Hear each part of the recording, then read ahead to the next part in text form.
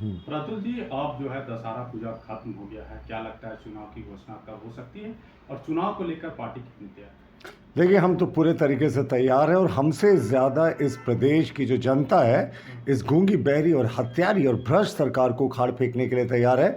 चुनाव की जब भी घोषणा हो जाए, जैसे उम्मीदें हैं कि अगले 1-2 दिनों में चुनाव की घोषणा हो जाएगी, भारतीय जनता पार्टी पूरे तरीके से तैयार है। इस प्रदेश की जनता पूरे तरीके से तैयार है। हम लोगों ने अपने अलायंस का खाका भी जो है वो खींच लिया है। सारी तैयारियां हो गई है, बस चुनाव की घोषणा का इंतज़ार है और इस सरकार की विदायिता है। और प्रतुल जी, आप देखिएगा शहर में जो है 1.36 लाख करोड़ रुपया कब मिलेगा, मुख्यमंत्री हेमंत सोरेन का पोस्टर में लिखा हुआ है। क्यों नहीं केंद्र सरकार राज्य सरकार को पैसा दे रही है? देखिए, झारखंड का जो जायज़ पैसा है वो कोई भी केंद्र सरकार नहीं रख सकती है। देखिए, मुख्यमंत्री जी जब 1,36,000 करोड़ का आंकड़ा देते हैं तो उनको ये बताना चाहिए कि उनके सहयोग से जो यूपीए की सरकार चल रही थी, उस समय का इसमें कितना बकाया था। वो भी 2004 से 14 तक चली थी। हमारे समय का कितना बकाया है, और सबसे महत्वपूर्ण बात, इनके पिताजी खुद कोयला मंत्री रहे थे, उस समय का कितना बकाया है। ये सारी बातें इनको ज़रूर स्पष्ट करनी चाहिए। सुप्रीम कोर्ट ने इस पे जजमेंट भी दे दिया है। लेकिन मुख्यमंत्री जी राजनीति कर रहे हैं। वो सिर्फ ध्यान बंटवाना चाह रहे हैं कि 5 महीने की जो उन्होंने जेल यात्रा की थी ना, उससे लोगों का भ्रष्टाचार से, करप्शन से, बलात्कार की घटनाओं से इनसे ध्यान हटाना चाह रहे हैं। और कौन सा आपका मुद्दा होगा इस बार? आप चुनाव में जाएंगे, राज्य की जनता के बीच जाएंगे, लेकिन विपक्ष का कहना है आपके पास तो कोई मुद्दा नहीं है।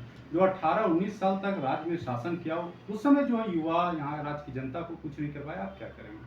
देखिए, 150वीं जयंती भगवान बिरसा मुंडा की मननी है अगले वर्ष। तो 150 पॉइंट का हमारा मैनिफेस्टो का 5 प्रण हमने जारी किए हैं, जिसमें स्पष्ट किया है कि गोगो दीदी योजना के तहत 2100 रुपया प्रत्येक महिला को हर एक महीना हम लोग देंगे। 11 तारीख को 25,000 रुपये से ज़्यादा का वार्षिक सहायता देंगे। इसके अतिरिक्त 500 रुपये में सिलेंडर देंगे सब लोगों को।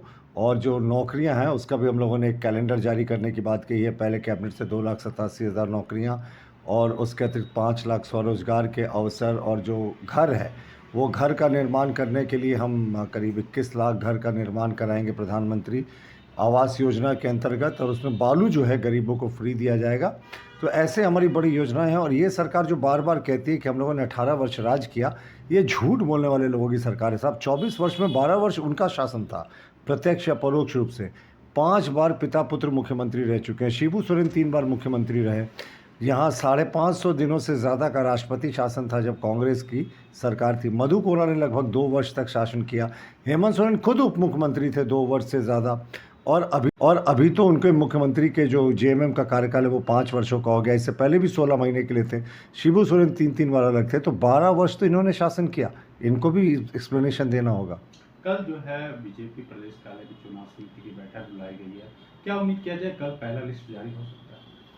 देखिए, मंथन चल रहा है बहुत। जो रायशुमारी से नाम आए हैं, जो सर्वेज में नाम आए हैं, जो तमाम सामाजिक समीकरण है, सब पे चर्चाएं हो रही हैं। और ये तो हमारा लगातार चलने वाला दौर है। प्रदेश चुनाव समिति बैठती है, फिर सेंट्रल पार्लियामेंट्री बोर्ड बैठता है, फिर केंद्रीय चुनाव समिति जो है वो अंतिम मोहर लगाती है। तो इंतज़ार कीजिए, समय पर तय जो प्रक्रिया है उसके अनुसार सारा निर्णय हो जाएगा।